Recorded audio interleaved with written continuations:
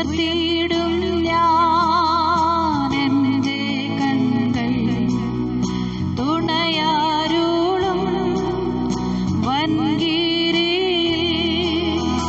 ഉയർത്തിയിടും ഞാൻ എൻ്റെ കണ്ണുകൾ തുണയാരുളും വൻകീരിയിൽ.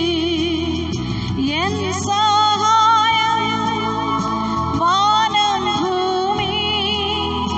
അഖിലം വാഴും യഹോവയിൽ. എൻ സഹായം വാനം ഭൂമി അഖിലം വാഴും യഹോവയിൽ. ദൈവവചന ചിന്തകൾ കേൾക്കുന്ന എല്ലാ മാന്യ ശ്രോതാക്കൾക്കും ക്രിസ്തീയ വന്ദനം. കൊലോസ്യ ലേഖനം 2-ാം അധ്യായം 16-17 വചനങ്ങൾ.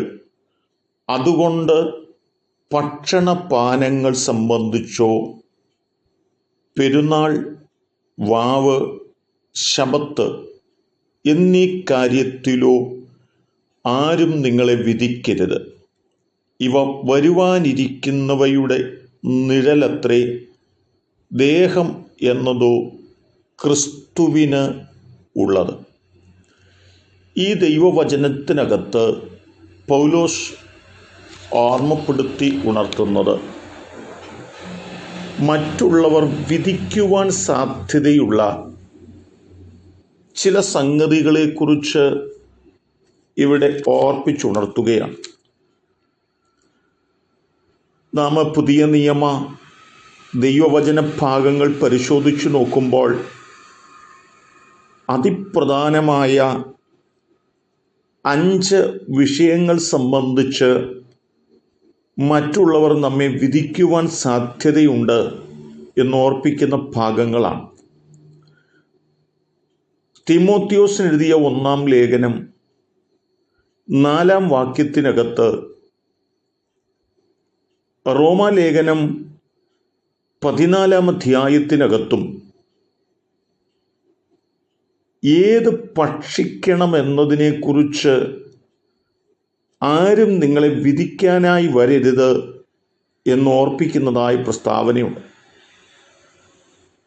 കൊരിന്ത്യർക്കെഴുതിയ 1-ാം ലേഖനം 10-ാം അധ്യായം 31-ാം വാക്യത്തിൽ വരുമ്പോൾ എന്തു കുടിക്കണമെന്നതിനെക്കുറിച്ച് മറ്റുള്ളവരെ വിധിക്കാതിരിക്കുവാൻ നിങ്ങൾ ശ്രദ്ധിക്കണമെന്ന് ഓർപ്പിക്കുന്നുണ്ട്.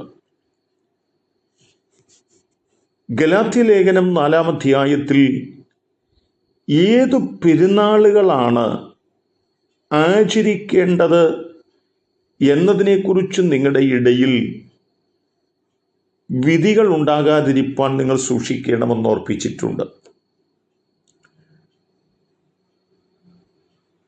ഏത് അമാവാസികളാണ് ആചരിക്കേണ്ടതെന്നതിനെക്കുറിച്ചും നിങ്ങൾ മറ്റുള്ളവരെ വിധിക്കുവാനായി പോകരുത് എന്നോർപ്പിക്കുന്ന വാക്യം കൊലോസ്യ ലേഖനം 2-ാം അധ്യായം 16-ാം വാക്യത്തിൽ രേഖപ്പെടുത്തുന്നുണ്ട്. റോമാലേഖനം 14-ാം അധ്യായത്തിൻ്റെ 5, 6, ഗലാത്യ ലേഖനം 4-ാം അധ്യായം 9, 10 വാക്യങ്ങളൊക്കെ വായിക്കുമ്പോൾ ഏത് ശബത്തിനാണ് കൂടുതൽ പ്രാധാന്യത നൽകേണ്ടത് എന്നത് സംബന്ധിച്ചും നിങ്ങൾ മറ്റുള്ളവരെ വിധിപ്പാൻ പോകരുത് എന്നോർപ്പിക്കുന്നതായ പ്രസ്താവനയാണ്. ഈ വചനങ്ങളെല്ലാം ഓർമ്മപ്പെടുത്തുന്നത് ഒരുവനെ മറ്റൊരുവനെ വിധിക്കുവാൻ എളുപ്പമാണെന്നും അങ്ങനെ നിങ്ങൾ വിധിക്കുന്നവരായിട്ടല്ല സ്വയശോധന ചെയ്യുന്നവരായി തീരുകയാണ് ചെയ്യേണ്ടതെന്നും അതാണ് ആവശ്യമായിരിക്കുന്നതെന്നും പൗലോസ് ഇവിടെ ഓർപ്പിക്കുകയാണ്. ആകയാൽ എന്നെ കേൾക്കുന്ന പ്രിയപ്പെട്ടവരെ, നാം മറ്റുള്ളവരെ വിധിക്കുന്നവരായിട്ടല്ല, നാം നമ്മെ തന്നെ പരിശോധിച്ച് ദൈവം മുൻപാകെ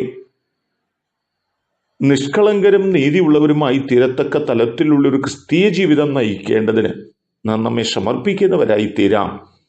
അതിന് ദൈവം നമ്മെ എല്ലാവരെയും സഹായിക്കട്ടെ.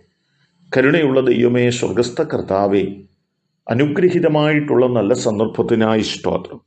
ഞങ്ങൾ മറ്റുള്ളവരെ വിധിക്കുന്നതിനപ്പുറത്ത് ഞങ്ങൾക്ക് ഞങ്ങളെ തന്നെ കണ്ടുണരുവാൻ ഞങ്ങളെ പ്രാപ്തരാക്കണമേ. ദൈവം ഞങ്ങളെ സഹായിക്കുന്നത് കൊണ്ട് സ്തോത്രം. യേശു കർത്താവിൻ നാമത്തിൽ തന്നെ ആമേൻ.